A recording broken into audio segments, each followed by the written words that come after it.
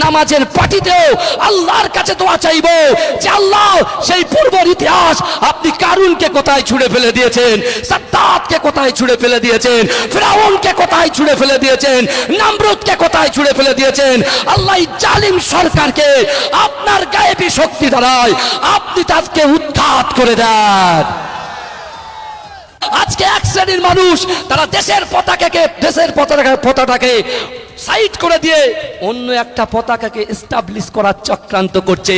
কিন্তু যুবকেরা ভালো করে বোঝার চেষ্টা করুন, আজকে তারা যতই অন্য পতাকা লাগুক না কেন, আমরা আমাদের দেশের পতাকা ভর্তি বেঁধে আর কাফন পরে মাকে বলে যাব যতক্ষণ পর্যন্ত ইসলাম মানে শান্তি, ইসলাম মানে শান্তি। আর আমরা এই চক্রান্তর বিরুদ্ধে আমরা দাঁড়াবো, মরতে যদি হয় আমরা মরতে রাজি আছি। হে যুবকেরা, বিশ্বাস করেন, আমি আপনাদেরকে বলছি আজকে ডাক আসবে, আগামী দিনে আবার আমাদের দাঁড়াতে হবে, কিন্তু বিশ্বাস করুন এটা হচ্ছে আমাদের ইমানি পরীক্ষা। কারণ আল্লাহর কোরআন 6666টা আয়াত আল্লাহ পাক নাজিল করেছে, 114টা সূরা নাজিল করেছে। হে যুবকেরা, ওই কোরআনের দিকে তাকান, বিশ্বাস করেন আল্লাহ বলছে বান্দা আহাসিবান নাসু আইয়ুতরাকু আইয়াকুলু আমান্না। আল্লাহ বলছে বান্দা তোমরা যারা ঈমান এনেছো তোমরা কি মনে করো আমি আল্লাহ তোমাদেরকে ছেড়ে দেব? আমি আল্লাহ কি তোমাদেরকে ছেড়ে দেব? ওহুম লা ইফতানুন, আমি আল্লাহ কি তোমাদের পরীক্ষা করব না?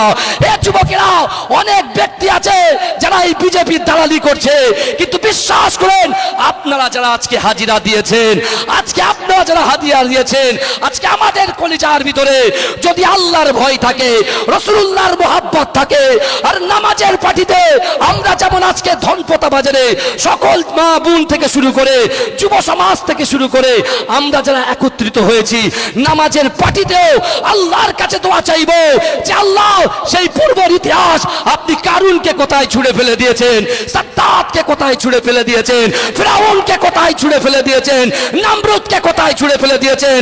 আল্লাহ এই জালিম সরকারকে আপনার গায়েবী শক্তি দ্বারায় আপনি তাকে উৎখাত করে দেন।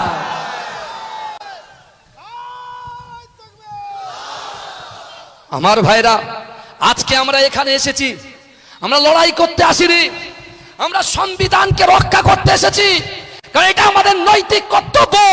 আমাদের প্রফেট হযরত মুহাম্মদ সাল্লাল্লাহু আলাইহি ওয়াসাল্লাম তিনি বলেছেন দেশকে ভালোবাসা ঈমানের অঙ্গ।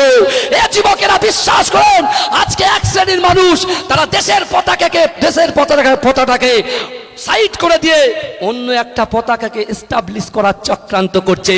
কিন্তু যুবকেরা